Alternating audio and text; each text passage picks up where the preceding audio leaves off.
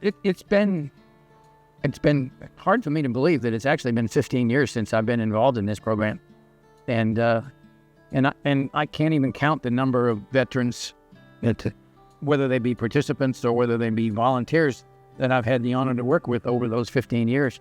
Because what brings me back is the fact that I hope to think that over those 15 years I've made a difference in the lives of both the participants and maybe even some of the volunteers, to appreciate what they have here, what STAR has been able, you and your team have been able to put together over the years.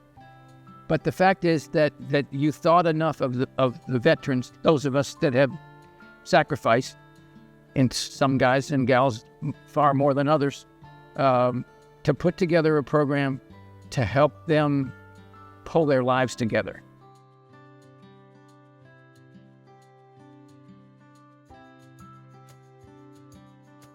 We knew we could do it.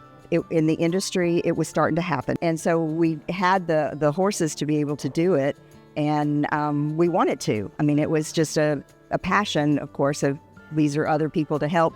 And that's when we decided, too, that we weren't going to charge them, which may or may not be the right thing to do, but we felt internally that was the right thing to do.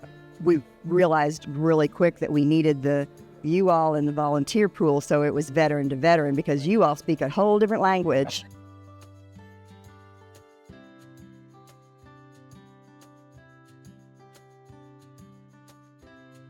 And I'm pretty certain it was about 3 years ago, there were three female veterans. Every one of those gals talked about the fact that the day they walked into STAR, they were suicidal.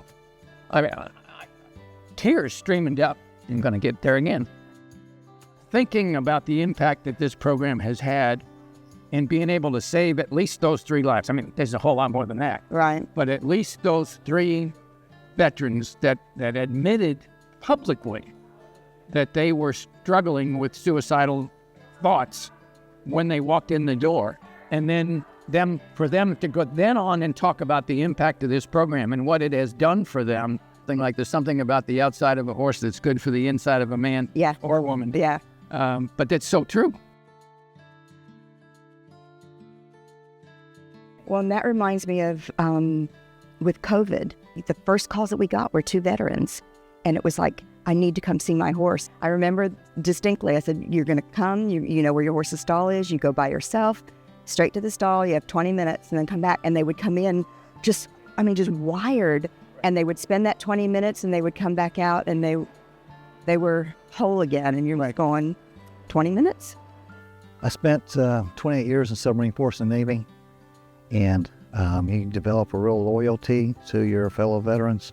And so we are very protective of each other. We want to help each other a lot. So when I found this organization that really serves veterans in a unique and special way, I had to be part of it, because we give so much to our veterans. And I got to tell you, it helps me probably at least as much as it helps them, which is why I started working facilities. I don't want to leave this place. So I come here, I want to spend all day just being with the horses, being in this place. It feeds your soul, absolutely. It's one of those things that you can really do to serve the greater good.